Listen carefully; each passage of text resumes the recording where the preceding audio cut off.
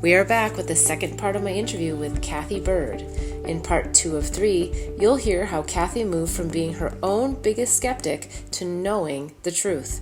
She shares how her son's previous life memories were validated and how hypnotherapy uncovered some unexpected jewels, literally. Don't miss out on all the show segments and hear more incredible stories of my guests on future episodes when you like and subscribe to my YouTube channel and Facebook page, Beth Bell Live. Okay, we're back with Cathy Byrd, and we were just about to talk about what happened when you showed Christian a picture of Lou Gehrig's parents. Yes. What happened? And this was at night as well, like just before his bedtime. Right. And many of these children that they study who have the past life memories, a lot of it is right in that stage, right before they fall asleep or right after they wake up. Okay. And it's a very serious tone. Like there's very consistent markers. It's not like fantasy or make-believe or... So it was usually right before bed, kind of as he's falling asleep. And they call it like the theta wave, Sure. where you kind of go into the sleep mode. So I had showed him already the pictures of the Yankees, and he had identified himself and said, that's me. And he'd given us more clues specific to Lou Gehrig's life. Okay. So Dr. Tucker at the University of Virginia, who studies these past life cases, advocates showing pictures of the family to see if they can recognize the people in the pictures. So he was able to do that. He was able to identify them by name. I gave him names, and he was able to figure out what were the real names. Right, but when you gave him the name of the father or the mother, he said no, but then you realized because it wasn't... Heinrich. There was a nickname to it, right? Even, right? I said Heinrich, and he said no. And then I said Henry, and he said, or he said Henry. Yeah, it was funny. It was like he knew. But the one thing, when I showed him a picture of Lou Gehrig's mother, he looked at her and he said, why weren't you there then? I like you better. And it was really funny. I thought, well, that was odd. And by that end of that night, he was saying, Mommy, you were her. You were her. Okay. Which I still didn't pay much attention to, because I thought, well, this whole thing is weird for him too. Yeah. So maybe he's just trying to assimilate the two worlds. Well, and I would think as a mother that you are wanting to listen to your child. Right. But you're also wondering, like, am I facilitating this? Is this crazy? Is this, should we be exploring this? Like, what's going on in should I be believing this, or is he making it up? Yeah. Or is this just coincidence? But you know in your heart that he wasn't making this up. Yeah, I mean, because there was really not until after I did the past life regressions and all the details about Christina Gehrig's life came through that I could have never known. Okay, let's get into that. That's when I really went. Yes. It was almost like I needed proof, and then all of these things started happening, and then I was like, okay, maybe Christian's really onto something here. Yes. Okay. Yeah. Okay, so let's get into that, because you weren't someone who did past life regressions. No. How did you even think about doing a past life regression? Like, how did that come about that you go, oh, let me see if I can get some more information? Right. And one of my friends had told me about past life regressions, but I was still very reluctant to do it. Yeah. Like, even with psychics and things like that, that wasn't in my comfort zone. So past life regressions wasn't your thing, but you investigated it because... Well, at that point, it was very taboo to me, the past life regression. And even, like psychics or anything in that realm, it just felt not something I would do. When Dr. Tucker came to our house to interview Christian about his memories, he said to Dr. Tucker that he had picked me to be his mom. It was the first time he'd ever said that. And what made that make sense to me was when Dr. Tucker said many of these children who they interview have very specific recollections of choosing parents, like where they were, physical landmarks, where they were, where the parents actually were. And so when Christian said that, and that he was in the sky when he chose me, Dr. Tucker said it's all very consistent. So then I started thinking, well, maybe this mom thing is true. And I asked Dr. Tucker about past life regressions. And they don't do that as a part of their, because he's at a medical school at the University of Virginia, and they don't go there. Mm-hmm. But he did say that some very remarkable things have come out of past life regressions that are hard to explain. Right. So a week later, I went and did the past life regression. Wow. And how were you feeling going into the past life regression? Excited, nervous? I mean, like, what was... Skeptical. Okay. Skeptical, and not anticipating, like, zero expectations. Zero. Yeah. So you get there and you get on the table, and was it difficult? I've done a lot of past life regression, but hypnosis, right? Like I wasn't necessarily, I didn't have a specific goal. Right. Well, I did, but not necessarily past life. So Right. it was very difficult for me. Right. I was very much in my head. Yeah. Oh, you continue. When you're under the hypnosis, you still have your logical mind going, where is this stuff coming from? The words are coming out. Yeah. You know, so like, you know, I would be at Yankee Stadium and he'd say, oh, are you drinking anything? And I'd say, a cola, like in someone else's voice practically. And I'm like, and then later I was like, a cola? Why would I use that word? Yeah. So it didn't take you long to really just get into the energy and start. And the body. Right. Like my body was heavy. My ankles, I could feel my ankles. Right. So the people who are scared of past life regression or hypnosis therapy, what would you say to them? I would say, I mean, it doesn't scare me anymore at all. I don't look at it as like something dark. I look at it as a soul exploration, and that these divine messages come through. Because my favorite part of the past life regression is at the end, in the Dolores Cannon method, what you do is you can ask questions of your higher self. Sure. So, you know, Jerome, who was the person who did the regressions with me, he would say like, you know, what was the purpose of Cathy and Christian coming together in this lifetime? And what's your message? And, you know, this divine words would come out like to, you know, show people that love can surpass one lifetime. Like, and it was words, and like, it doesn't even feel like it's yourself speaking. You're almost listening to your own voice. Yeah. Love can surpass lifetimes. What a profound thing to hear. And then actually at that point really feel, because all the pieces are coming together. Right. Right. Tell us more though about the actual session, and like, when did you go, oh my goodness, I really was her? Like, what was it that came through that just like made you feel like this is all so true? Wow. Okay. Well, I did 3 regressions. The first one, what was amazing was like I died in it, and I went to heaven, and I saw Lou Gehrig. You know, he was like, what do you see? And I saw Lou, and I saw my dog, and you know, and he said, what does Lou say to you? And you know, and he said, I will find you.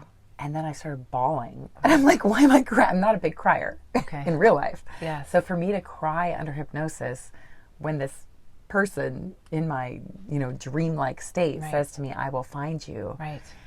And then just putting it all together. Yeah. And then he said, why? I see you're emotional. And I said, because I feel like he did find me, you know, in Christian, he found me, you know, and like it was, but then when I left the regression, that was the first regression, I was still super skeptical. And I was like, what was that? Yeah. So to me, there was really no proof until the very last regression. And I perfectly described a family that I live with. I was an older woman in my 70s, you know, doing crossword puzzles, sitting by my dog with a bird in a cage next to me, like describing every detail of a house, the wood floors, you know, you're where seeing all of this everything. Under the hypnosis. Yes. The people, I said, there's a 10-year-old little boy, a 7-year-old little girl, not knowing if any of it's true, right? Then later, when I went to Cooperstown and did research on Lou Gehrig, and, you know, through all these synchronicities, found these people who she actually did live with. They confirmed that, like, the floor plan of their house was what I had described. Yeah. They confirmed that the little girl had short brown hair. Right. You know, like, and they were 3 years apart, the man and the little girl, who were now 73 and 70 years old. Yeah. You know, amazing. So it was amazing. And they had the jewelry, like in my regression, you know, he said, do you have any valuable things to you, anything that's special to you? And I described jewelry and said I wanted, you know, this jewelry to go to the little girl and to the little boy, but I probably have to give it to their mom to hold on to. And I said how we were both German and that their mom was German, you know, the family comes from a German background too.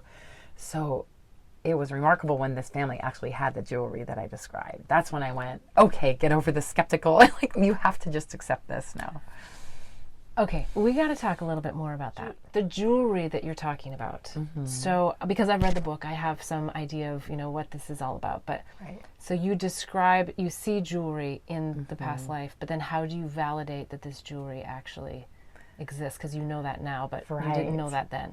Right. Well, through meeting this person who happened to be a pastor, whose parents were very good friends with Mom Gehrig, and it was beautiful. Like this little boy played Little League, and in my regression, I saw myself in a big black car, and I was driving up, and I had cookies in the car, and all the little kids were coming towards my car, and I was just describing this as it was happening. Well, this little boy played in that Little League, and he had rode in her car, the big black car I described, to Yankee Stadium with her. And, in the way I described her driving, he said, oh yeah, she drove it like a tank. And, it was like everything. And we had so much fun. This man to this day, like I adore him. And what did they think? Like this woman shows up, you. Right. And you have all of this information. Right. I mean, what was their reaction to this? Right. Well, he is a man of God, and he is a Methodist pastor. And to him, he didn't, I said, what is it? What is this? Why do I have this information? And it didn't scare him at all. He wasn't scared by it. And which must have been refreshing for you, having had such a negative experience with the previous situation. Right. I was scared to death. When I found out he was a pastor, I thought, oh no. Why? Yeah. But so the watch, so he actually had this watch from Lou Gehrig that I had described and that I wanted him to have. And he had sold the watch to buy a vacation, his retirement home in New Hampshire, I think it is where it is. Yeah. And so it was remarkable, like everything came to fruition that I had seen. But what he said he felt it was more of a channeling, he said it's knowledge and information that can't come from rational experience. Right. Like the five senses. Yep. It comes from this channel, this other dimension. Yeah. Right. And it's not, it's in line with God, not against God. Right. Yeah. So that to me was, I thought, what, I don't have to define it. I don't have to define it as reincarnation or channeling. Yeah. But what he felt is that through Lou Gehrig coming, through Christian basically, and the mom coming through me, that these two souls could accomplish healing. And this is a Christian minister. Right. Yes. Right. Who's on board with this. Right. Okay, so one of the questions that I asked Christian, and he's just an amazing young man. I was so impressed with his ability to be in an interview and answer questions. One of the questions that I asked him was, do you believe that you've lived several previous lives? Yeah. And I wasn't sure what he was going to say, because I think everyone's so focused on this Lou Gehrig lifetime. Right. And he said, yeah. And I said, oh, well, what? And no one's ever asked him that before, nor have I. Yeah. But he didn't have any recollection. He's like, I don't know. And I believe I did. Yeah, of course. Yeah. Of course. But did you, in your past life regressions, see any other lives prior to that? I mean, any idea of I did. How long have you guys gone back? Yeah, that I don't know. But I find it all so interesting, because anytime I accessed anything, it always had a message. It always had a message, Mm-hmm. So that is where I say these past life regressions are really valuable. And I know people have also, cured from phobias and things, like finding out oh, that's why I'm afraid of water. Yeah.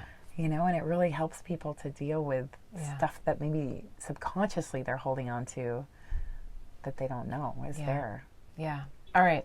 I also want to talk a little bit more about, you've got a movie, you're writing the screenplay. I mean, my goodness, this is a lot. Mm-hmm. So we're going to take a quick break. And when we come back, I want to talk a little bit about that, because I think there's a whole nother story here as far as how this journey is impacting your life as a whole, and what you're really... And the challenges of it too, right? Exactly. Yeah.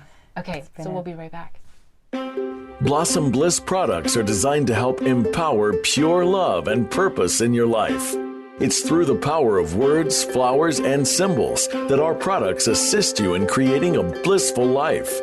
The power of words in our mini mantra word bar necklaces assist you in setting and blossoming your personal intentions. The affirmation cards leverage the power of flowers by providing daily inspiration. And the power of symbols in our life journey bracelets are great reminders of the things that bring us peace, joy, and love. Products are made and blessed in Bali with love by Balinese artisans who work with empowered hearts.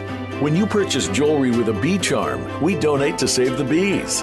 Join us in pollinating the planet with love. Go to our website, blossomblissbali.com. Again, that's blossomblissbali.com. I hope you've enjoyed this episode with Cathy Byrd as she shared incredible details of her life and the revelations of her son's previous life. If you haven't already, please listen in to her son Christian's episode where he shares his perspective. He started expressing his memories at age 2, and while he no longer has active memories as Lou Gehrig, he has a big message he is destined to share with the world. Thanks for joining in to hear the life journey lessons and pearls of wisdom of me and my guests.